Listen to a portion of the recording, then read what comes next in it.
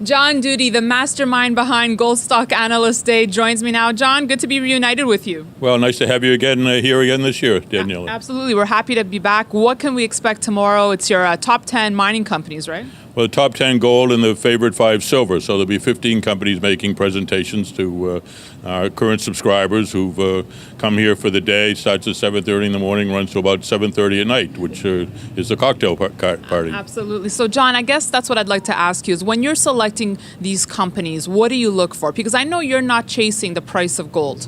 Yeah, no, we're fundamental analysis, and we follow, in one of our publications, GSA Pro, we follow 60 existing mining stocks, gold mining stocks, or soon-to-be miners in the sense that they've got a feasibility study. We do not follow explorers. So we look at either the producers that are growing, the developers that are about to start production, and the royalty companies. And from that group of 60, we find find the 10 best, what we think are the 10 best, and we take a portfolio approach to investing.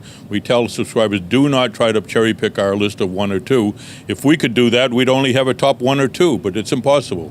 You never know how Mr. Market is going to react, and the best and safest way to play the gold stocks is a portfolio of 10, we've found. Okay, so we all know the year they had last year, John. It wasn't a pretty one. Do you expect a turnaround for the mining companies? Oh, yeah, we've already seen it. As we know, gold is up about 9% this year. The XAU is up 18%, and the top 10's up 48%.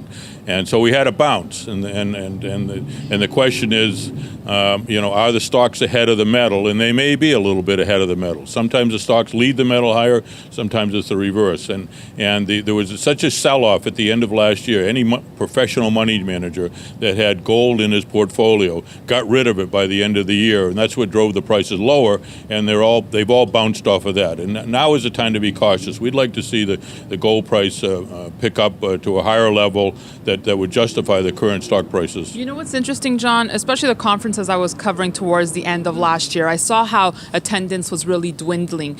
So do you think that the people who will benefit are the ones who are really toughed it out and stuck around? Yeah. It's our track record proves that if you ride out these downturns and they come along, over 13 years, our average gain has been 28% a year. There have been down years in that, but we've had up years of over 100% for the portfolio.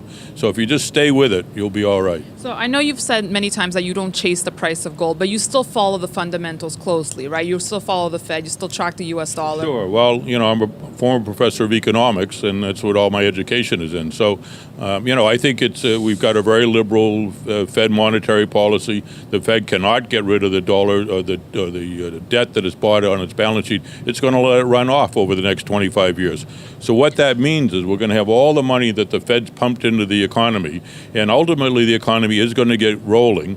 And with all the money out there, as the increasing economic activity increases the velocity of money, that's where the inflation will turn up.